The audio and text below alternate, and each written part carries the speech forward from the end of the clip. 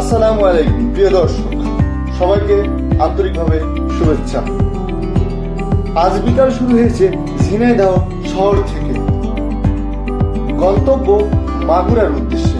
মাগুরার ইসেখাতার সেই বিখ্যাত লিচুর হাটে আজ আমরা আপনাদের নিয়ে যাব, দেখাবো পথের প্রাকৃতিক দৃশ্য আর লিচুর হাটের জমজমাট পরিবেশ।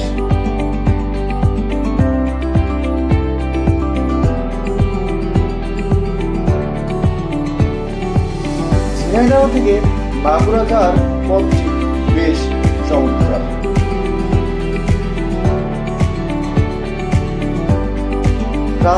রাস্তার দুপাশে সবুজের সমারোহ, মাঝে মাঝে রাস্তার দুপাশে পড়ছে ছোট বাজার এবং মাঠে চলছে কৃষিকাজ। পথে ঠান্ডা বাতাস এবং পাখির ডাক যেন আমাদের স্বস্তিদায়ক এক সঙ্গী।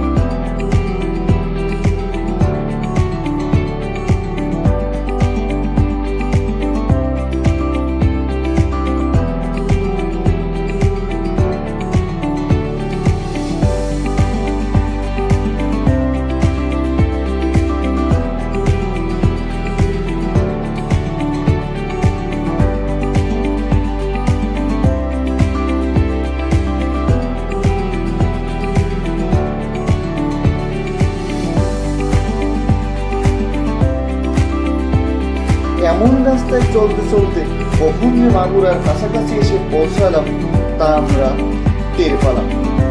আমরা এখন ঝিনাইদহ জেলা থেকে মাগুরা জেলায় প্রবেশ করতেছি। এইটা হলো মাগুরা এবং ঝিনাইদহ জেলার বর্ডার লাইন।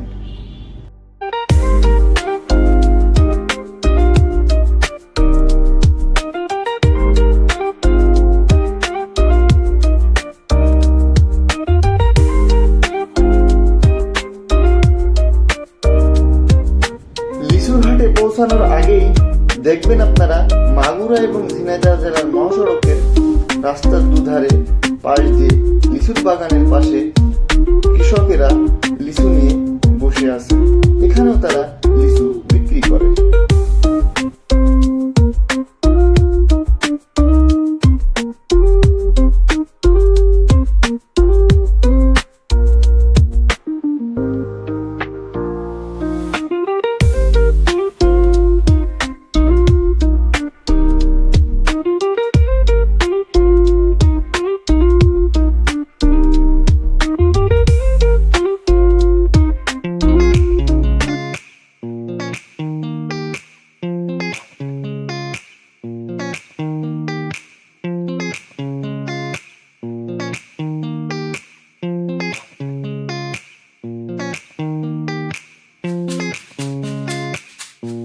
ওই যে আমরা এসে পৌঁছালাম মাগুরার সেই বিখ্যাত লিচুর হাটে। এই সেই ইসাখাতার লিচুর হাট। দুই পাশে লিচু বিক্রেতারা বসে আছে ঝুড়ি ভর্তি লিচু নিয়ে। কেউ ডাকছেন, কেউ আমাদের লিচু খাওয়াচ্ছেন। একটা কথা না বললেই নয়, মাগুরার এই লিচু কিন্তু জিআই পণ্য হিসেবে স্বীকৃত হয়েছে। এই লিচু কিন্তু বাইরের দেশে রপ্তানি হচ্ছে। হাটে লিচু যেমন বাহারি, দামেও তেমন ভিন্নতা। আমাদের আজাদ মামা লিচুর দর কষাকষি করছে, সে একজন অভিজ্ঞ ব্যক্তি। টেস্ট করে বুঝলাম লিচু একদম রসালো এবং টাটকা। আমরা নিজেরাও কয়েকশো লিচু কিনেছি।